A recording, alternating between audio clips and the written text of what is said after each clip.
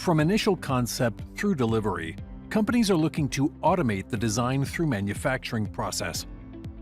At the earliest stage of design, a topology study uses goals and constraints to determine ideal geometry, automating the guess and check process, and serves as a gateway to additive manufacturing. Leveraging new options and distributed loads, designers can evaluate parts without simulating complex assembly connections, a huge time saver early in the design process. New options to apply geometry-based controls in SOLIDWORKS plastics make simulation easier for designers, delivering valuable feedback on part manufacturability. Injection molders and tool designers can also take advantage of this new workflow to optimize the injection molding process. Simplifying a complex analysis, SOLIDWORKS Flow Simulation delivers many new options to visualize results, solve new problem types, and further leverage parametric study automation.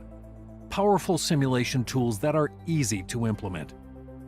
Simulation is a critical part of the design process, and the SOLIDWORKS suite of tools delivers the power analysts and engineers demand, with the ease of use designers need to achieve their goals.